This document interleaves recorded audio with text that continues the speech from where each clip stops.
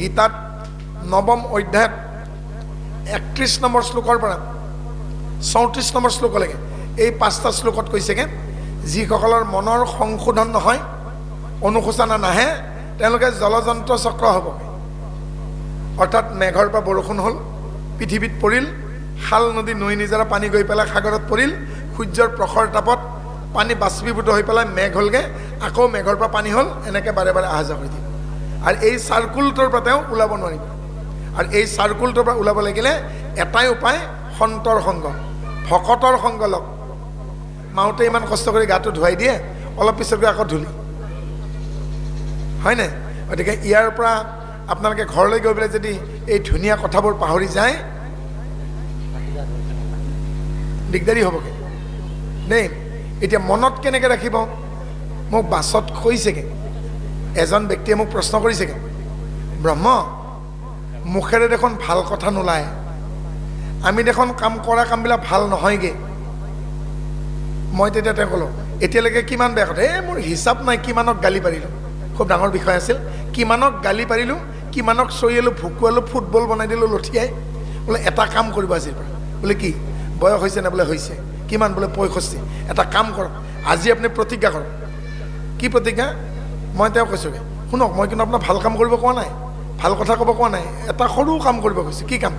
যিবিলাক কথা আপুনি বেয়া বুলি জানে, যিকেইটা কথা ক'লে, যিকেইটা শব্দ প্ৰয়োগ ক'লে কাৰোবাৰ মনত আঘাত লাগিব পাৰে, সেই বেয়া শব্দবিলাক আজিৰ পৰা নক'ব। আপুনি ভাল কথা ক'ব নোৱাৰে, মোৰ আপত্তি একো নাই, কাৰণ মই আপোনাৰ হৈ মই ভাল কথা কৈ দিব নোৱাৰোঁ। আপুনি ভাল কথা ক'ব নোৱাৰে, মোৰ আপত্তি নাই, কিন্তু আজিৰ পৰা অন্ততঃ বেয়া শব্দকেইটা ব্যৱহাৰ নকৰিব, বেয়া মাতকেইষাৰ নামাতিব, এই অকথাকেইটা। এইবাৰ কৈছে, আপুনি কি ভাল কাম কৰিব পাৰে নোৱাৰে সেইটো আপোনাৰ কথা, কিন্তু যিকেইটা বেয়া কাম, কাৰোবাক এচৰ দিয়া, কাৰোবাক এগুৰ দিয়া, হয়নে, কাৰোবাক বাধা দিয়া, কাৰোবাক হিংসা কৰা, এই বেয়া কামখিনি আজিৰ পৰা নকৰিবচোন। তেতিয়া মোক মানুহজনে ৰাতিপুৱাই কৈছে 7:30 বজাত বাছত, এইটো দেখোন কোটিটকীয়া কথা। গতিকে আপুনি ভাল কাম কৰিব পৰা নাই, মোৰ কোনো আপত্তি নাই, ভাল কথা ক'ব পৰা নাই, কোনো আপত্তি নাই, কিন্তু অন্ততঃ বেয়াখিনি বাদ দিয়ক। মই আজিৰ পৰা বেয়া কথা নকওঁ আৰু আজিৰ পৰা মই বেয়া কাম নকৰোঁ, সেইটোকে কৰকচোন। তেতিয়া কি হ'ব? যিখিনি কথা থাকিব ভাল হ'ব, যিখিনি কাম কৰিব ভাল হ'ব। মই সেই আকবৰ আৰু বীৰবলৰ উপায়টো দিছোঁ। আকবৰে মজিয়াত দীঘলকৈ চিন এডাল টানি দিলে, টানি দিলে বীৰবলক কৈছেগৈ, নকটাকে, নুমোচাকে তুমি মই আঁকি দিয়া চিনডাল চুটি কৰি দিয়া। এইটোনো কি কথা? ভাতৰ লগত পানী খোৱা কথা। তেওঁ বেলেগ পেঞ্চিল এডাল আনি আকবৰতকৈ দীঘল চিন এডাল টানি দিলে। এতিয়া ক'লে, জাহাপনা মানে সম্ৰাট, এতিয়া চাওকচোন আপোনাৰ চিনডাল কি হ'ল? বোলে মোৰ চুটি হৈ গ'ল দেখোন। আকবৰৰ আঁকি দিয়া মজিয়াৰ চিনডাল নকটাকে, নুমোচাকে বীৰবলে চুটি কৰি নিদিলেনে? গতিকে আপুনি ভাল কাম কৰিব নোৱাৰে, ভাল কথা ক'ব নোৱাৰে, এইটো আপোনাৰ কথা, কিন্তু বেয়াখিনি বাদ দিয়কচোন, বেয়াখিনি বাদ দিয়ক। বেয়াখিনি বাদ দিলে কি হ'ব? এতিয়া আৰু বেয়া নহ'ব, আৰু যিখিনি হ'ব ভালেই হ'ব। সেইটো বুদ্ধিকে কৰকচোন। ইয়াৰ পাছত কি কৈছেগৈ? কৃষ্ণৰ আদেশে আমি হ্ৰস্ব দীৰ্ঘ ছন্দে বিৰচিব নৱসিদ্ধ কথা পদ বন্ধে। সংস্কৃতৰ পৰা এই অসমীয়ালৈকে অনুবাদ কৰোঁতে কেতিয়াবা হ্ৰস্ব, কেতিয়াবা চুটি হ'ব, কেতিয়াবা দীঘল হ'ব, কাৰণ সংস্কৃতত ছন্দবোৰ কি থাকে? মৃত্ৰাক্ষ আৰু অমৃত্ৰাক্ষ। মৃত্ৰাক্ষ মানে টেইল ৰেপত, মানে পদটোৰ শেষত, প্ৰথম পদৰ শেষৰ আখৰটো যি দ্বিতীয় শাৰীৰ শেষৰ আখৰটো যদি একে হয় তাকে মৃত্ৰাক্ষ ছন্দ বোলে। প্ৰথম শাৰীৰ শেষৰ আখৰটো যদি পিছৰ শাৰীৰ শেষৰ আখৰটোৰ লগত নিমিলে তাকে অমৃত্ৰাক্ষ বুলি কয়। অমৃত্ৰাক্ষ কেতিয়া হৈ যায় জানে? যেতিয়া এজন কবিৰ, এজন লিখকে ভগৱন্তৰ ভক্তি ভাৱনাত বিলীন হৈ যায়। চৰণ চিন তিও গোবিন্দৰ, দুইটাৰ স্কন্ধৰ চিন্তু গোবিন্দৰ মিলা নাই জানো? এতিয়া মৃত্ৰাক্ষ, কিন্তু পিছফালে গৈ পেলাই মাধৱদেৱৰ কি হৈছেগৈ? অমৃত্ৰাক্ষ। ছন্দ পাহৰি গ'ল, তাৰমানে ছন্দত গুৰুত্ব দিয়া নাই, নামত গুৰুত্ব দিছে। গতিকে আপোনালোকৰো কেতিয়াবা ছন্দ পতন ঘটিব, আপোনালোকেও কেতিয়াবা ছন্দ পাহৰি যাব, আৰু কেৱল নাম ৰৈ যাব শেষত গৈ পেলাই। আজি যেনেকৈ ডেকা অৱস্থাত আপুনি আৰ্জনীয়া হৈ আছে কাৰণে আপোনাৰ ভাই ভতিজা ল'ৰা তিৰোতা সকলোৱে আপোনাৰ মৰম আদৰ কৰিছেগৈ, এদিন কিন্তু ঠেকেচা মাৰি বস্তু দিব, আপোনাৰ প্ৰতি মৰম শ্ৰদ্ধা মৰ্যাদা সকলো কমি যাব। কি কৰিব তেতিয়া? আপুনি তেতিয়া ভাবিব যে ঈশ্বৰে মোৰ ফালে হাতখন আগবঢ়াই দিছে। যেতিয়াই আপোনাৰ ঘৰ পৰিবাৰৰ পৰা আপুনি অকণমান মৰ্যাদা কমকৈ পাব, মৰম কমকৈ পাব, ঈশ্বৰৰ ফালে আগবাঢ়ি যাওক, আপোনাক ছিগনেল দিছে তোমাৰ আৰু সামৰিবৰ হ'ল, হয়নে? আৰু সেই ভাৱনাটো ছিগনেল যিয়ে পাইছেগৈ আৰু পলম নকৰিব। কিয় কাৰণে কৈছোঁ, কৃষ্ণই সখীয়েক বিপ্ৰ দামোদৰক কি কৈছে জানে? সৰমজোৰো নাই সেই দুখীয়া ব্ৰাহ্মণজনক, নিজৰ শয্যাত উঠাই লৈ চিকুটি চিকুটি চেপেনাৰে ওলোৱাৰ দৰে কাঁইটবোৰ উলিয়াইছে। 50ৰ অধিক কাঁইট উলিয়ালে দুইখন চৰণ মাৰি। তেতিয়া কৈছেগৈ, সখা তোমাৰ পলম হ'ল। বোলে কি পলম হ'ল? মোৰ তালৈকে অহাত। তেতিয়া বিপ্ৰই ভাবিছে কদাচিত এওঁ গম পাই যোৱা নাইতো মোক আমাৰ শ্ৰীমতীয়ে পঠিয়াই দিছে বুলি পেলাই। কিন্তু তেওঁ মনে মনে ভাবিছে, তুমি যিয়েই নাভাবা মোৰ আপত্তি নাই, মই কিন্তু ধনখন বিচাৰি অহা নাই দেই, তোমাক চাবলৈকেহে আহিছোঁ, তোমাক চাবলৈকেহে আহিছোঁ। কিন্তু কৃষ্ণই কি বুলি কৈছেগৈ, মনৰ চব কথা বুজি পাই গৈছে, পলম হ'লেও ভাই আৰু অকণমান সোনকালে আহিব লাগিছিল। গতিকে আপোনালোকে আৰু পলম নকৰিবগৈ। গতিকে সেই বিপ্ৰৰ চৰণত কাঁইট সোমোৱাৰ দৰে আপোনালোকৰ চিন্তাৰ কাঁইট সোমাই কোঙা কৰি পেলাব। গতিকে আৰু পলম নকৰিব, যি পলম হ'ল হৈ গ'ল আৰু আগবাঢ়ক। আৰু আপোনালোকে যদি এখোজ আগবাঢ়ি আহেগৈ, তেখেত দুখোজ আগবাঢ়ি আহিব। সেইফালে মোৰ ডাঙৰ মাজুদাদা এটা বহি আছে, নৰেন মেধিবাব। নৰেন মেধিবাবৰ ককায়েক, ডাঙৰ ককায়েক গোটেইখিনি আমাৰ লগত ফুৰা। আৰু ডাঙৰ ককায়েকে ইতিমধ্যে বিদ্যালয়লৈ, ডাঙৰ ককায়েকে এদিন আহি পেলাই, এখেতৰ ডাঙৰ দাদা আহি পেলাই আমাৰ দেউতাক সুধিছেগৈ, এই এনেকুৱা কি যাদু হ'লহে আপোনালোকৰ? বোলে কি, এই মদ গাহৰি এৰি পেলাই এনেকৈ কেনেকৈ আহিলে? আমি বড়ো মানুহ, আমাৰ ঘৰত আচলতে মদ বনাব লাগে, গাহৰি পুহিব লাগে, মুৰ্গী পুহিব লাগে, সেইবিলাক নকৰি পেলাই কি কৰিছে আপোনালোকে? হা, তেতিয়া দেউতাই কৈছেগৈ, মই অনা নাই, অৰ্থাৎ আমাৰ আজু ককা, দেউতাৰ ককা মানে আমাৰ আজু ককা, আজু ককাই এৰিলে, আজু ককাই এৰাৰ কাৰণে ককাই এৰিলে, ককাই এৰাৰ কাৰণে দেউতাই এৰিলে, দেউতাই এৰাৰ কাৰণে আমি এৰিলোঁ, আমি এৰাৰ কাৰণেতো আপোনালোকক পালোঁ, নহ'লেতো ভালুক ধৰা কিন্তু গমেই নাপালোঁহেঁতেন, নহয় জানোকে? গতিকে ভাল নহ'ল জানো? গতিকে তাতে যদি সেই লেটি লৈ থাকিলোহেঁতেন, নে আপোনালোকে মোক দেখা পালে নে মই দেখা পালোহেঁতেন, তে জিতেন দাস কলা নে বগা মই গমেই নাপালোহেঁতেন, নহয় জানোকে? গতিকে এৰাৰ কাৰণে আপোনালোকক পালোঁ। গতি, এই গ শব্দ গতি বুলি কোৱা নাই জানো? যদি ককাই নেৰিলেহেঁতেন মদ গাহৰি, তে আমি পালোহেঁতেন, হয়নে? গতিকে কিবা এৰিলে কিবা পায়, ত্যাগত আনন্দ। সেইকাৰণে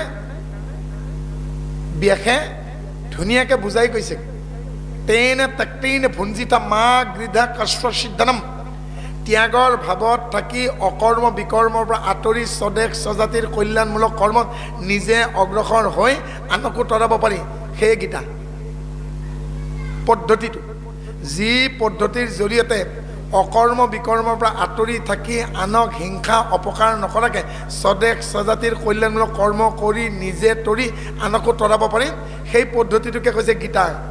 গীতা মানে বেলেগ কোনো কথা নাই।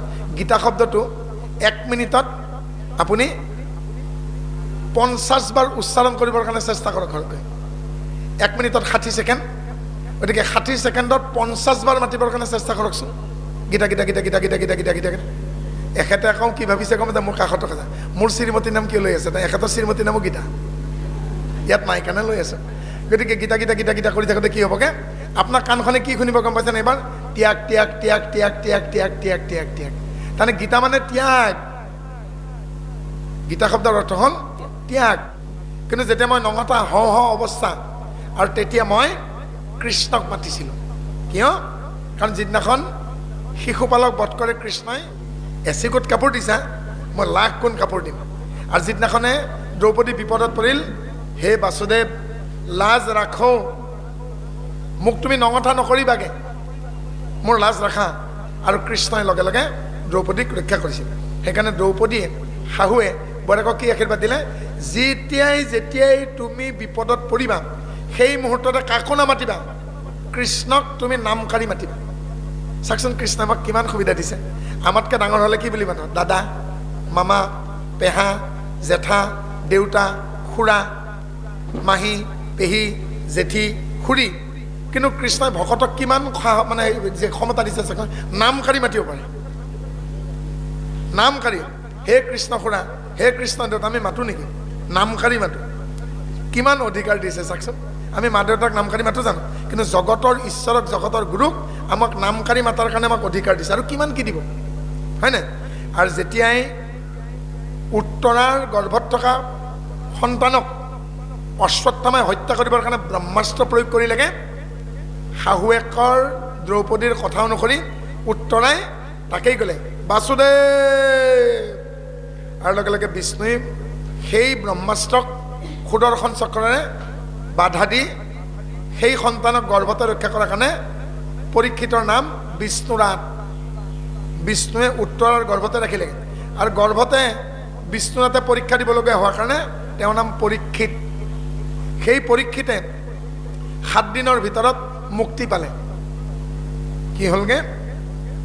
কাৰোবাক যদি কথা দিয়ে মনত ৰাখিব, কলিক কথা দিলে খুণত, সীমাত, কৈতৱত, দুৎক্ৰিয়াত, চলনা কাৰ্যত, হিংসা কাৰ্যত তোমাক মই দিলোঁ।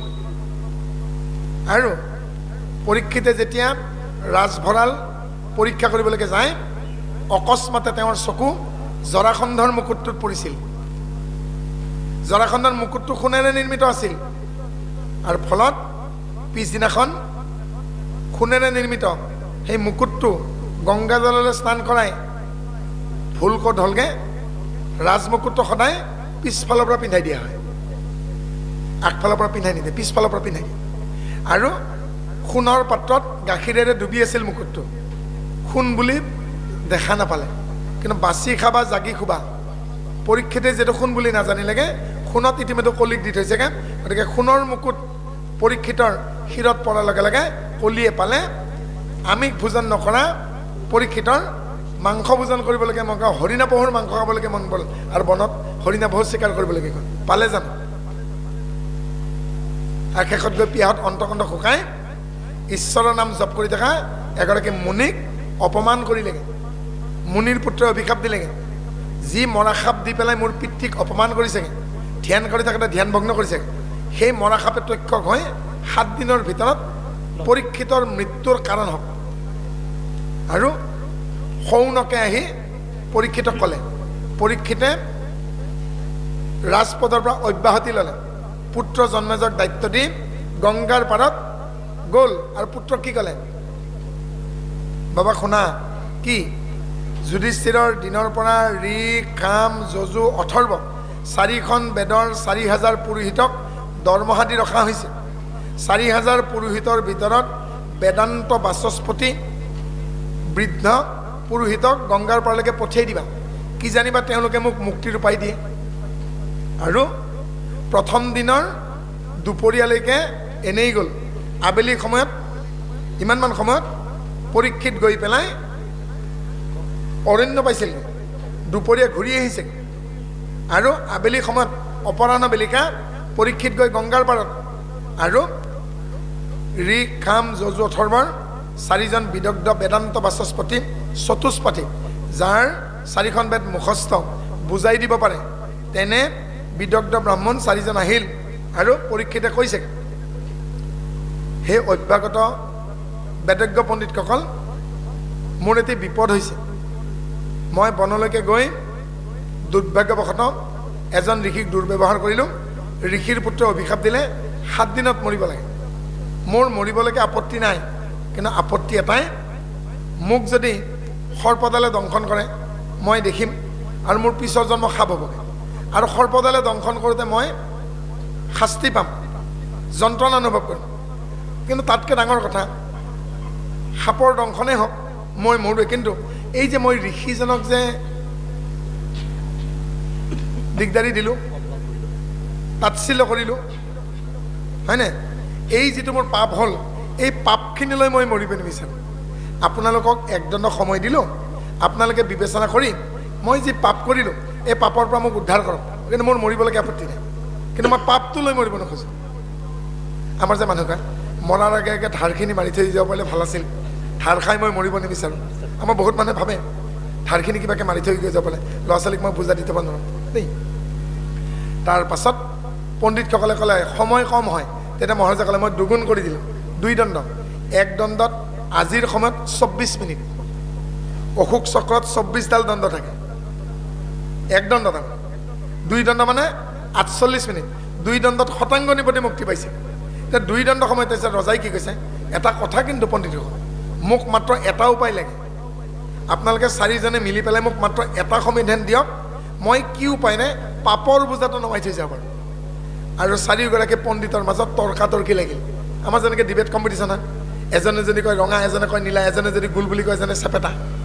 তেতিয়া 2 দণ্ড সময় এনেই গ'ল আৰু ৰজাই দেখিলেগৈ উত্তৰ নোলাল, তাৰমানে মোৰ আৰু মৰাৰ বাহিৰে গত্যন্ত নাই। তেতিয়া নাৰদে ক'লে, মহাৰাজ দুখ নকৰিব, যি হৈছে ভালৰ কাৰণে হৈছে, যি হ'বলৈকে গৈ আছে ভাললৈকে গৈ আছে, এটা কাম কৰি দিয়ক মহাৰাজ। বোলে কি? এওঁলোকক ব্যক্তিগত মতামতটো ক'ব কওক, কি জানিবা ওলায়। যেতিয়া মানুহ এজনৰ টান বেমাৰ হয়, তেতিয়া আয়ুৰ্বেদিক, এলোপেথিক, হোমিঅ'পেথিক শেষত গৈ পেলাই আখৰিক কৰিব নোৱাৰে, কিবাকে ভাল পায় বা পানীত পৰা মানুহজনক কেনেকৈ খেৰকুটাডালতো আশ্ৰয় কৰে, সেনেকৈ কৈছে। কোনোবাজনৰ মুখেদি কিজানি উপায়টো ওলায়। বাৰু এইবাৰ মহাৰাজ পৰীক্ষিতে ক'লে, জ্যেষ্ঠৰ পৰা কনিষ্ঠলৈকে, ঋগ্বেদৰ পৰা অথৰ্ববেদলৈকে আপোনালোকে এজন এজনকৈ মোক সমিধান দিয়ক, কিন্তু এটা কথা, এজনে কৈ থাকোঁতে দ্বিতীয়জনে মাত নিদিব। অৰ্থাৎ ঋগ্বেদৰ পণ্ডিতে কৈ থাকোঁতেকে সামবেদৰ মানুহে তৰ্ক কৰিব নোৱাৰিব। তেতিয়া ঋগ্বেদৰ পণ্ডিতজনে কৈছেগৈ, মহাৰাজ আপুনি যজ্ঞ কৰাই ভাল হ'ব। কিবাটো আছে, তেতিয়া কৈছেগৈ যজ্ঞটো বহুত আছে, শতক্ৰুতু, ৰাজসুই, অশ্বমেধ, মহামৃত্যুঞ্জয়। কৈছেগৈ মই বাৰু যজ্ঞ কৰিম, মোৰ ল'ৰা জন্মেজয়ে যা যোগাৰ দিব, কিন্তু এটা কথা নহয়, ধৰক এইখিনি ঠাইতে মহাৰাজ পৰীক্ষিত আছে, বাৰু মই ইয়াতেই যজ্ঞটো কৰিম, হয়নে? যজ্ঞ কৰাৰ আগতে যজ্ঞ কৰিবলগীয়া ঠাইখিনি পবিত্ৰ কৰিবলৈকে কি কৰিব লাগে? তেতিয়াহে ঋগ্বেদৰ পণ্ডিতে জিভাখন কামুৰি দিলে, মহাৰাজ এঠাইত কোনো এটা যজ্ঞ কৰাৰ আগত 12 বছৰ হাল বাব লাগিব, ধান, মাহ, সৰিয়হ, তিল, জবধান তাত খেতি কৰিব লাগিব। খেতি কৰি চৰাই চিৰিকটিৰ পৰা ৰক্ষা কৰি যেতিয়া পুৰত হ'ব, বনৰীয়া জীৱ জন্তু খাব দিব লাগিব। আহিন কাতিত মৰিব দিব নোৱাৰে, আহিন কাতিত ৰাখিবা পানী ৰজাই যেনেকৈ ৰাখে নানি। তেতিয়া মহাৰাজে কৈছে, 12 বছৰ যদি হাল বাই মই খেতি কৰি থাকোঁ, মই মৰিম কেতিয়া? আজিকালি যে হোম পুৰোতে পুৰোহিতে নকয় জানো, ধান, মাহ, সৰিয়হ, তিল, জবধান পঞ্চগব্য লাগিব, আৰু সেইখিনি আজিকালি জুইত দি দিয়ে। কিন্তু ঋগ্বেদ পঢ়িব, যজুৰ্বেদ পঢ়িব, সেইখিনিৰ খেতি কৰিব লাগে। ৰাজসুই যজ্ঞ কৰাৰ আগত, অশ্বমেধ যজ্ঞ কৰাৰ আগত যুধিষ্ঠিৰে 12 বছৰ হাল বাই খেতি কৰিছে। যজুৰ্বেদৰ নিয়ম, মই কোৱা নাই দেই, মোৰ দীপক ব্ৰহ্মৰ বাক্য নহয়, বেদ পঢ়ক, হয়নে? দ্বিতীয়জনক ক'লে, হে সামবেদৰ পণ্ডিত, আপুনি মোক মাৰ্গদৰ্শন কৰক। তেতিয়া কৈছে, হে ৰাজন, আপুনি দান কৰাই ভাল হ'ব। তেতিয়া পৰীক্ষিতে কৈছে, মোৰ জীৱনকালত, মোৰ জীৱদশাত, মই যেতিয়ালৈকে যোৱাকালিলৈকে মই 16 প্ৰকাৰৰ দান কৰিছোঁ।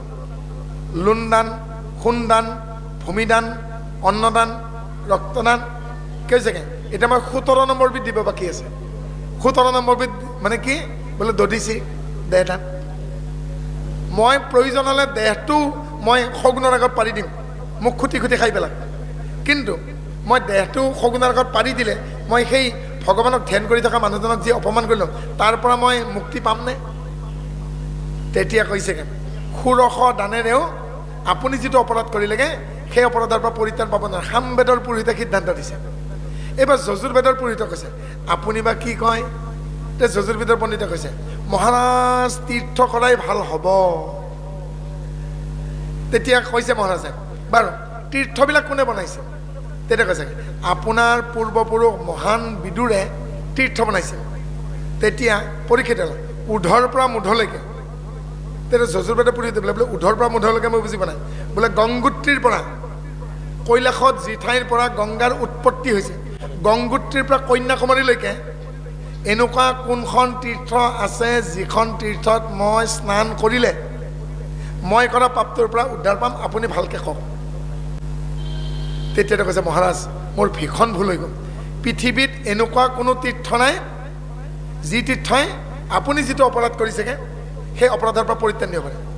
আৰু লগে লগে 4 নম্বৰ পুৰোহিতে মানে অথৰ্ববেদৰ পণ্ডিতে মহাৰাজৰ চৰণত দীঘল দি কৈছে মোতকৈ জ্যেষ্ঠ তিনিজনেই যেতিয়া সিদ্ধান্ত দিব নোৱাৰিলেগৈ আপোনাক মই পাপৰ বোজাটো নমাই থোৱাৰ পৰা মই কস্মিন কালেও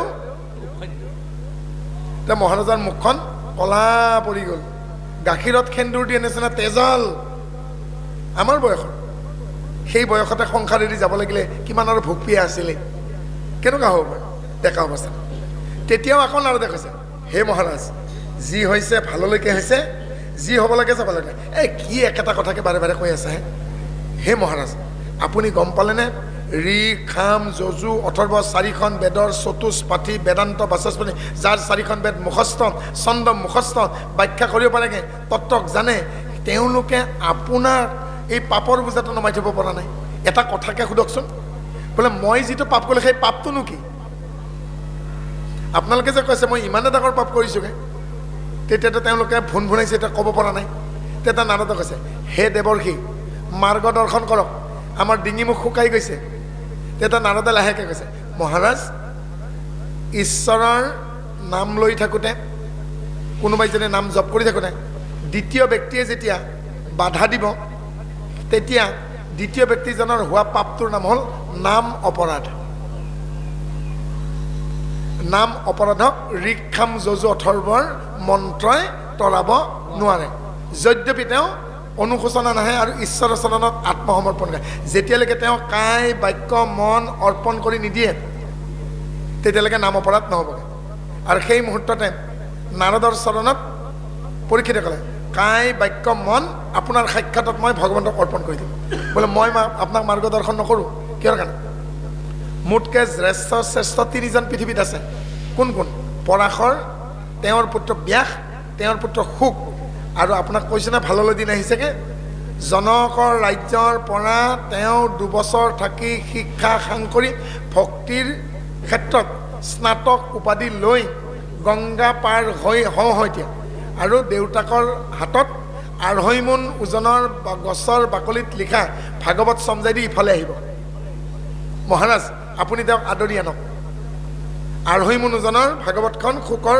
মূৰৰ ওপৰত কৈছেগৈ মহাৰাজ সাৱধান একে কি বুলি কৈছেগৈ এই কথা শুনা সাৱধান কোৱা নাই জানো সাৱধান তেওঁৰ গাত কাপোৰ নাই তেওঁৰ গাত মালা এডালো নাই তেওঁ বস্ত্ৰ নিপিন্ধে তেওঁ আপোনাৰ ইয়াত পানী এটোপো নাখায় ফলো নাখায় ধনখনো নলয় তাতে শুকদেৱে কি কৰেগৈ কাৰো পৰা ধনখন একো নলয় কাপোৰ নিপিন্ধে কাৰো ঘৰত পানী নাখায় তেতিয়া নাৰদক কৈছেগৈ তেওঁ পানী নাখায় নেকি বোলে খায় নদীৰে পাৰ হওঁতে নদীৰ পানী খাব নহ'লে বৰষুণৰ পানী ওপৰতে ধৰি খাব তেওঁ বাৰু খাদ্য নাখায় নেকি খায় যেতিয়া বনেৰে গৈ থাকিব পকা ফল যেতিয়া সৰি পৰিব সেইটো যদি আধা পচাও হয় যিখিনি খাব পৰা সেইখিনি অৱশিষ্ট খাব আৰু তেওঁৰ লাজ নাই তাৰমানে তমুগুনি ভাৱ নাই সেইকাৰণে তেওঁ নিৰাভৰণ আৰু তেওঁক দেখিলেও লাজ নালাগে তেওঁ যদিও নিৰাভৰণ তেওঁক দেখিলেও লাজ নালাগে আৰু শুকদেৱ আহিল আৰু প্ৰথম দিনটোৰ সন্ধিয়া সময়ত শুকদেৱ আহি পেলাই গতিকে পৰীক্ষিতে কিমান সময় পালে 6 দিন 6 ৰাতি পৰীক্ষিতে হাতত কিমান সময় পালে 6 দিন 6 ৰাতি তাৰমানে 6 দিনত 6টা স্কন্ধ 6 ৰাতিত 6টা স্কন্ধ 6 আছে 12 দ্বাদশ স্কন্ধ শেষ প্ৰথম দিনটো এনেই আচলতে হিচাপবিলাক কেনেকুৱা কুৰুক্ষেত্ৰ যুদ্ধ যেনেকৈ আচলতে 17.5 দিন 18 দিন নহয় কাৰণ ভীষ্মই 9ম দিনৰ দুপৰীয়া যুদ্ধ বন্ধ কৰি দিছিল 9ম দিনৰ পিছবেলা যুদ্ধ হোৱা নাছিল কৃষ্ণই অৰ্জুনৰ ৰথৰ সাৰথি হৈছিল 16.5 দিন এদিনৰ কাৰণে ৰথখন চলাইছিল অৰ্জুনৰ খোলখালি সেইখন দিয়ে সেইকাৰণে আমাৰ আজিকালি কুইজত কি কোনে কুৰুক্ষেত্ৰ যুদ্ধত কোন খোলখালিয়ে কোনটো ভিনিয়েকৰ ৰথখন চলাইছিল তাৰ শুদ্ধ উত্তৰটো হ'ল অৰ্জুন নামৰ ভিনিয়েকৰ শিখণ্ডী নামৰ খোলখালিয়ে ৰথখন চলাইছিল দ্ৰৌপদীৰ ভাইসকলে খোলখালি হয়নে কুৰুক্ষেত্ৰ যুদ্ধ কিমান দিন হৈছিল 17.5 দিন কিমান সৈন্যৰ মৃত্যু হৈছিল 43,07,600 আচল হিচাপটো হয়নে সেনেকৈ এক কৈছেগৈ কি ক'লে এই 12 দিনত মূল কথা জীৱ ঈশ্বৰ মায়া তৰণ জ্ঞান বিজ্ঞান তদং ৰহস্য জাতি দ্ৰব্য গুণ ক্ৰিয়া এই ভাগৱতৰ মূল কিমানটা ক'লোগৈ জীৱ ঈশ্বৰ মায়া তৰণ জ্ঞান বিজ্ঞান তদং ৰহস্য জাতি দ্ৰব্য গুণ ক্ৰিয়া ভাগৱতৰ এই মূল 12টা তত্ত্বই গৈ পেলাই 12টা স্কন্ধ হৈছে। পদ্মকল্পত পৰম ব্ৰহ্মই কি দিলে? ব্ৰহ্মাক 4টা কথা দিলে: জীৱ, ঈশ্বৰ, মায়া, তৰণ। তেতিয়া ব্ৰহ্মাই সুধিছে মোক বুজাই দিয়ক। তেতিয়া ব্ৰহ্মাই ব্ৰহ্মাক কৈছে উৰণ বুৰণ গজন ভ্ৰমণ এই 4 মুঠিয়ে জীৱ, যাৰ কাৰণে এওঁলোকৰ জন্ম হ'ব, এদিন মৃত্যু হ'ব, সেয়া হ'ল ঈশ্বৰ। যাৰ কাৰণে এওঁলোকে মোক পাহৰি থাকিব, এইটো মায়া। যাক পালে এওঁলোকে আকৌ মোক পাব, তৰণ।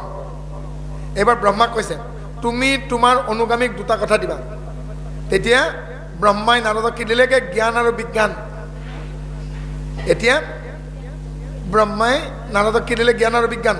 নাৰদে ব্ৰহ্মাক কৰিছে পিতৃ মোক বুজাই দিয়ক। তেতিয়া কৈছেগে যাক জানিবৰ যোগ্য, যাক পালে মনৰ অন্ধকাৰ দূৰ হয়, সেয়া জ্ঞান। জ্ঞানক যেতিয়া বিশ্লেষণ কৰে তেতিয়া বিজ্ঞান হয়। তেনে নাৰদক কৈছে তুমি তোমাৰ অনুগামীক 2টা কথা দিবা। বদৰিকাশ্ৰমত নাৰদে ব্যাসক 2টা কথা দিলে: তদং, ৰহস্য। তেতিয়া ব্যাসে কৈছে তৎ অংগ তদং। যিজন অব্যক্ত, ব্যক্ত নহয়, তেওঁৰ অংগ আকৌ কেনেকৈ দেখা পাওঁ? যিজনক দেখাই নাপাওঁ, অব্যক্ত ঈশ্বৰ হৈ, তেওঁৰ অংগ কেনেকুৱা হ'ব? তেতিয়া কৈছে নেদেখাজনৰ অংগও নেদেখা। তাৰমানে অদৃশ্যজনৰ অংগ প্ৰত্যংগ আপুনি কল্পনা কৰিব লাগিব। তাৰমানে তেওঁ কোন? বোলে ঈশ্বৰ, অব্যক্ত ঈশ্বৰ। তেওঁৰ অংগ কিমান? 9বিধ। সেই 9বিধ ভক্তি: শ্ৰৱণ, কীৰ্তন, অৰ্চন, বন্দন, দাস্য, সখিত্ব, আত্মনিবেদন, পাদসেৱন। এতিয়া ব্যাসে আকৌ কৈছে অংগ থাকিলেতো উপাংগও থাকে, হাতখন থাকিলেতো আঙুলিও থাকে। তে এই 9বিধ ভক্তিৰ আকৌ 9বিধকৈ আছে। 9 গুণ কিমান? 81। সেইকাৰণে ভক্তি 81বিধ।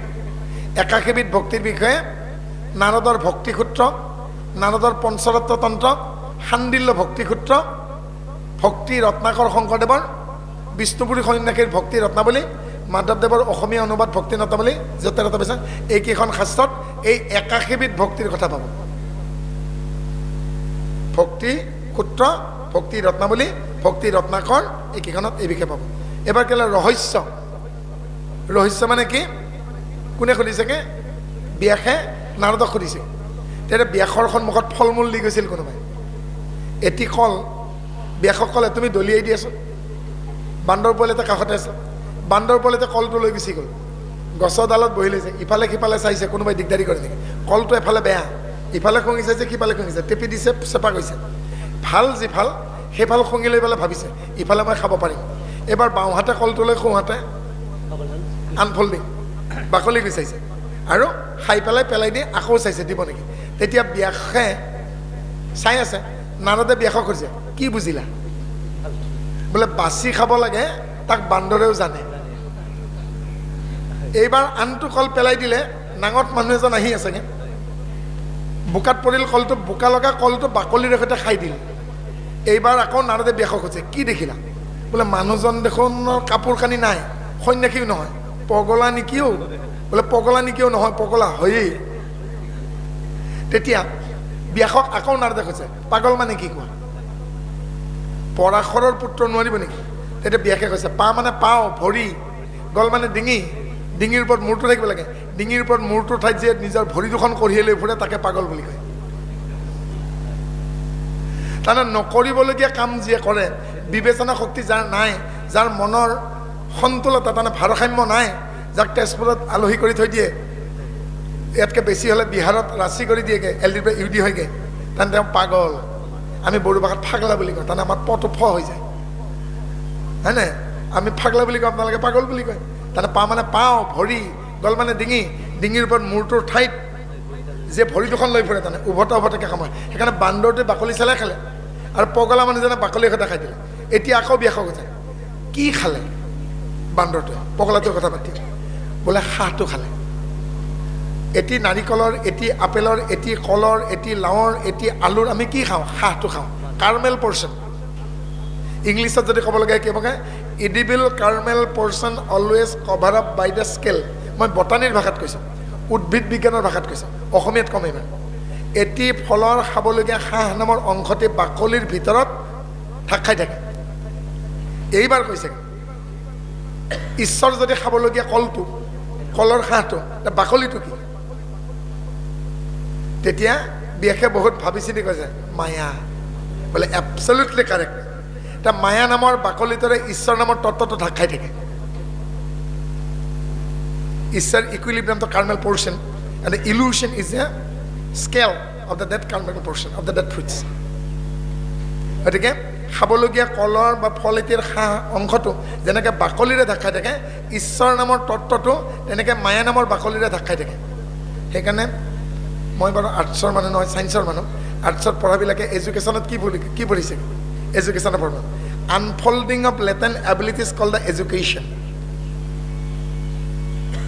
আইতালৈকে চিঠি এখন আহিল most urgent গভৰ্ণমেণ্টৰ ষ্টাম্পটো আইতাই ভাবিছে মোক এৰেষ্ট কৰিব নে মোক ক'ৰবাত চৰকাৰে মাতি দিছে নে মোক বৃদ্ধ পেঞ্চন দিছে নে মোক কিবা ৰাষ্ট্ৰপতি পুৰস্কাৰ দিছে তই পঢ়চোন মই যেতিয়ালৈকে চিঠিখন ফালি পেলোৱা নাই পঢ়া নাই ইংলিছত লিখা আছে তেতিয়ালৈকেতো মই বুজি পোৱা নাই আইতাক তাৰমানে বৃদ্ধ পেঞ্চন দিছে যেতিয়ালৈকে মই চিঠিখন ফালা নাই চিঠিৰ ভিতৰত কি আছে মই পঢ়িব পৰা নাই কাৰণ তোমাৰ মায়াঙৰ বেজ নহয় ভিতৰত কি আছে পঢ়ি দিম চিঠি নখোলাকে গতিকে unfolding of latent abilities call education আজিৰ শিশুটো ভৱিষ্যতে কি ৰাষ্ট্ৰপতি হ'ব দ্ৰৌপদী মুৰ্মু হ'ব নে তেওঁ লতা মংগেশকাৰ হ'ব নে তেওঁ সন্ধ্যা মেনন হ'ব নে তেওঁ এজনী মডেল হ'ব নে তেওঁ এজনী স্বৰ্গৰ অপেচাৰেৰে সৰি পৰি পেলাই তাৰমানে এখন এৰোপ্লেনৰ ভিতৰত তেওঁ অপচৰা হৈ থাকিব মানে যাক দেখি পেলাই মানুহে পাহৰি যাবগৈ কি হ'বতো গম নাপাওঁ গতিকে নিৰ্মাণ কৰিব লাগিব ভৱিষ্যতৰ সম্ভাৱনাখিনি আজিৰ শিশুটোৰ ভিতৰত সোমাই আছে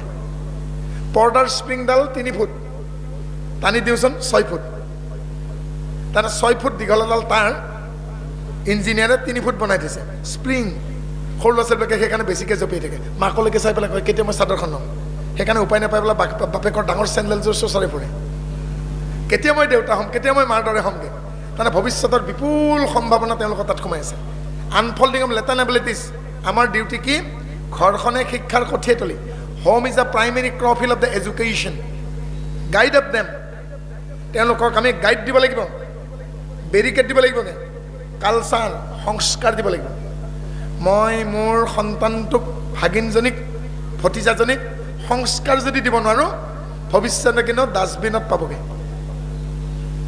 গতিকে সেইকাৰণে কি দিলেগৈ মায়া নামৰ বাকলিৰে ঈশ্বৰ নামৰ তত্ত্বটো ঢাক খাই আছে বুলি নাৰদে ব্যাসক সিদ্ধান্ত দিলে এইবাৰ ব্যাসক কৈছে তোমাৰ লাগে পুত্ৰই হওক তোমাৰ অনুগামী এজনক ফলোৱাৰ্ছ তুমি মাত্ৰ দুটা কথা ক'বা এইবাৰ পৃথিৱীৰ ভিতৰত আটাইতকৈ যিকেইটা সংকীৰ্ণ ছাবজেক্ট যিকেইটাক লৈ গণ্ডগোল লাগি থাকে পৃথিৱীত তাকে দিলে কি দিলেগৈ জাতি আৰু দ্ৰব্য জাত পাতৰ কথা লৈ পেলাই গোটেই পৃথিৱীত আজিও গণ্ডগোল লাগি থকা নাই জানো নহ'লেতো ৰাছিয়া ইউক্ৰেইনৰ মাজত লাগে নেকি একেইতো গতিকে ব্যাসে শুকক কি ক'লে তোমাক মই দুটা শব্দ দিলোঁ জাতি আৰু দ্ৰব্য তুমি সমাজত অধ্যয়ন কৰি মোক জনোৱা বোলে ক'ত যাম ব্ৰাহ্মণ ক্ষত্ৰিয় বৈশ্য শূদ্ৰ চাৰিও জাতিতে যাবা মোক চাৰিও জাতিৰ ডেফিনেশ্যন লাগে এইবাৰ কৈছে কি বস্তু বজাৰত কিনিব নাপায় কি বস্তু বজাৰত বিক্ৰী কৰিব নোৱাৰি আৰু যাক পালে জীৱই মুক্তি পায় মোক জনাবা খুব টান কথা দিলে আৰু শুকদেৱে ব্ৰাহ্মণৰ ঘৰত ক্ষত্ৰিয়ৰ ঘৰত বৈশ্যৰ ঘৰত শূদ্ৰৰ ঘৰত সকলোৱে ঘৰে ঘৰে ঘূৰি আহি পেলাই পিতৃ কৈছে কওঁনে বোলে মোক নহ'ব সমাজৰ আগত কোৱা তেতিয়া ঋষি সমাজৰ সন্মুখত কি কৈছেগৈ শুকৰ কথা দেই আমাৰ কথা নাই কৈছেগৈ ক্ষুদ্ৰ কোন ব্ৰাহ্মণ কোন ক্ষত্ৰিয় কোন বৈশ্য কোন কৈছে তেতিয়া শুকে সিদ্ধান্ত দিছে আমি যেনেকৈ কেমেষ্ট্ৰিত সিদ্ধান্ত নিওঁ সিদ্ধান্ত কি দিছেগৈ জন্মনা জায়তে শূদ্ৰাহা ব্যাসে কৈছে বুজাই দিয়ে আকৌ বোলে উপজোতে কাৰো গাত লগুণ নাথাকে উপজোতে কোনো ব্ৰাহ্মণ হৈ নাহে উপজোতে সকলো ক্ষুদ্ৰ এডাল সূতাও নাথাকে এইবাৰ কৈছে সংস্কাৰে না দ্বিজাহা যেতিয়া সংস্কাৰ দিয়া হয় তেতিয়া দ্বিজ হয় বেদ পথেইনে বিপ্ৰাহ যেতিয়া ব্যাকৰণ শাস্ত্ৰ আৰু বেদ পঢ়িব পৰা হয় যি পুথি পঢ়িলে এটি ভাষা শুদ্ধকৈ ক'ব বা লিখিব পাৰি সেই শাস্ত্ৰকে ব্যাকৰণ বুলি কয় ইংলিছত গ্ৰামাৰ বুলি কয় ব্যাকৰণ আৰু বেদ পঢ়িব পৰা হ'লে কি কয় বিপ্ৰ শস্ত্ৰ ধাৰেতি ইতি সত্যহ স্বদেশ স্বজাতি ৰক্ষাৰ কাৰণে যিয়ে অস্ত্ৰ ধৰে আত্মৰক্ষাৰ কাৰণে যিয়ে ঢাল লয় তাকে ক্ষত্ৰিয় বুলি কয় ব্যাপাৰেণে বৈশ্যাহ যি বেহা বেপাৰৰ কাৰণে ক্ৰয় বিক্ৰয় কৰে তেওঁ বৈশ্য আৰু এইবাৰ শেষত কি ক'লেগে ক্ষুদ্ৰৰ কথা কি ক'লেগে ক্ষুদ্ৰ নহয় এওঁলোক শিল্পী কমাৰ কহাৰ কুমাৰ সোণাৰী এওঁলোক এগৰাকী এগৰাকী শিল্পীহে তাৰপিছত কৈছে আপোনাৰ ব্ৰাহ্মণ কোন শেষত কৈছে ব্ৰহ্মক জানন্তি ব্ৰাহ্মণ যিয়ে পৰম ব্ৰহ্মক জানে তেওঁহে ব্ৰাহ্মণ ব্ৰহ্মত্ব জাতিত উপাধিত ৰূপত শিক্ষাত অভিভাৱকত জাত্যাভিমানত পেচাত নিৰ্ভৰ নকৰে অৰ্থাৎ কি বোলে মই মৈত্ৰেয়ক লগ পাইছোঁ মৈত্ৰেয়ক কুশাৰুৰ তনয় কিন্তু কৈবৰ্ত হৈও তেওঁ ব্ৰাহ্মণ বিশ্বামিত্ৰক লগ পাইছোঁ তেওঁ ক্ষত্ৰিয় হৈও ব্ৰাহ্মণ গতিকে ব্ৰাহ্মণ হ'ব লাগিলেগে ব্ৰহ্মত্ব লাগিব ব্ৰহ্মত্ব লগুণত শিক্ষাত দীক্ষাত সংস্কাৰত পাঠশালাত তেওঁৰ উপাধিত পিতৃৰ সামৰ্থ্যত গাৰ ৰঙত জাতিত নিৰ্ভৰ নকৰে আৰু শেষত ক'লে যে ভক্তিহে পৰম লাভ জানি তাৰমানে ভক্তি একমাত্ৰ দ্ৰব্য যাক বজাৰত বিক্ৰী কৰিব নোৱাৰি বজাৰত কিনিব নোৱাৰি আৰু ভক্তিৰ আশ্ৰয় ল'লে কি হ'বগে তেওঁ ভক্তিৰ জৰিয়তে ভগৱন্তত সাত্বিক সাৰূপ্য সমীপ্যা শালুক্য সানযোগ্য এই 5 প্ৰকাৰে তেওঁৰ লগত মিলিব পাৰি সানযোগ্য মানে তেওঁৰ লগত সম্পৰ্ক ৰখা সংযোগ ৰখা কমিউনিকেট সাৰূপ্য মানে তেওঁৰ ৰূপ পোৱা শালুক্য মানে তেওঁৰ স্থান পোৱা সাত্বিক মানে তেওঁৰ তত্ত্বত সমীপ্য মানে তেওঁৰ ওচৰ যাই পোৱা আজি সমীপ্যা ভকতি হৈছে আজি আপোনালোকে ভাগৱতৰ কাষ চাপি আহিছে মানে ঈশ্বৰৰ কাষ চাপি গৈছেগৈ ভৰ্তা তেওঁ ভোক্তা তেওঁ ভৰ্তা মানে ভৰণ পোষণ দিওঁতা আমাৰ পিতৃ আৰু মাতৃ আমাৰ কাৰণে ভৰ্তা কাৰণ আমাৰ ভৰণ পোষণ দিওঁতা তাৰমানে আমাক দিওঁতাও তেওঁ আজি ভাগৱত পাঠ কৰোঁতাও তেওঁৱেই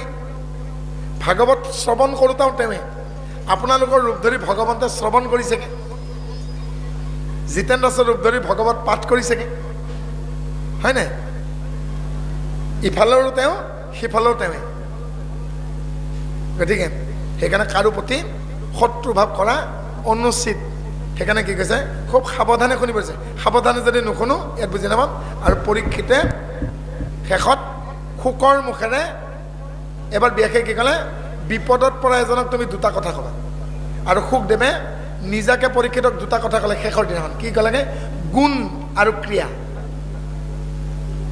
গুণ কি দেউতাকৰ ৰচনা কৰা শাস্ত্ৰ গীতাৰ 2য় অধ্যায়ৰ 45 নম্বৰ শ্লোকেৰে গুণ কি বস্তু বুজাই দিছে পৰীক্ষিত ত্ৰৈগুণ্য বিষয়া বেদা নিস্ত্ৰীগুণ ভৱাৰ্জনা নিৰ্দন্দো নিত্য সদস্য নিৰ্যোগ সমা আত্মমান সত্য ৰজ তম 3 গুণৰ ভিতৰত আমি আৰু 3 গুণৰ ওপৰত তেওঁ ত্ৰিগুণাতীত সংস্কৃত তাকে নিস্ত্ৰী গুণ বুলি কয় যে হে অৰ্জুন কৃষ্ণ কৈছেগে সকলো 3 গুণৰ ভিতৰত মই 3 গুণৰ অতীত গতিকতে তুমি মোটেই ভজা তেতিয়া অৰ্জুনে কৈছেগে কেনেকৈ মই ত্ৰিগুণাতীত আপোনাক বুজি পাম তাৰ উপায় কি দিছেগে নিৰ্দণ্ড নিত্য সতস্থৌ নিৰ্যোগ সমাত্মা মানে নিৰ্দণ্ড মনত মানে দ্বন্দ্ব থাকিব নালাগিব খাম নেখাম যাম নেযাম কৰিম নকৰিম আহিম নাহিম নহ'ব সিদ্ধান্ত হ'ব লাগিব যামেই কৰিমেই আহিমেই চেলৰ ঠাইত উৰি ল'ব লাগিব নিত্য সতস্থৌ প্ৰত্যেক অৱস্থাতে সাত্বিক অৱস্থা থাকিব লাগিব নিৰ্যোগ সমা আত্মমান আৰুৰ যোগীৰ ধৰে কাছতৈ যেনেকৈ লাহে লাহে বগোৱা বাই আগবাঢ়ি যায় বিপদৰ সময়ত শিল হয় বিপদ আঁতৰি গ'লে আকৌ আগবাঢ়ি যায় সেনেকৈ কশ্যপ গতিৰে তাৰমানে বিপদৰ সময়ত শিলৰ চলঙত সোমাই যাব লাগিব বিপদৰ সময়ত শিলৰ দৰে কঠোৰ আদৰ্শৰ পৰা আঁতৰি যাব নালাগিব বিপদ আঁতৰি গ'লে আকৌ আগবাঢ়ি যাব লাগিব আৰু তেতিয়া আমি এই 3 গুণ বিচাৰি পাম আৰু শেষত গৈ এবাৰ কি ক'লে ক্ৰিয়া কৰ্ম অকৰ্ম বিকৰ্ম কাৰ্যৰ 3টা অৱস্থা যি কৰ্ম কৰিলে ভুল হয় শুধৰণি আছে ৰেক্টিফিকেশ্যন আছে বিকৰ্ম যি কৰ্ম কৰিলে শুধৰণি নাই আইনৰ তহতত তেওঁৰ শাস্তি হ'ব পাৰে জেল জৰিমনা হ'ব পাৰে এয়া হ'ল অকৰ্ম। যি কৰ্ম কৰিলে কোনো ধৰণৰ দুখ নহয়, স্বদেশ স্বজাতিৰ কল্যাণ হ'ব, নিজেও আগবাঢ়ি যাব, এয়া কৰ্ম। গতিকে বিকৰ্ম কৰিছিল, সেইকাৰণে শুধৰণি হ'ল, কিন্তু মৃত্যুবৰণ কৰিবলগীয়া হ'ল। গতিকে বিকৰ্মটো মৃত্যু হ'ব পাৰে। গতিকে পৰীক্ষিত কৰা অপৰাধত কি আছিল নামটো? নাম অপৰাধ। যাৰ কাৰণে তেওঁ ডেকা বয়সতে শৰীৰ এৰিবলগীয়া হ'ল। কিমতে ভকতি কৰিব তোমাত হৰি হৰি হৰি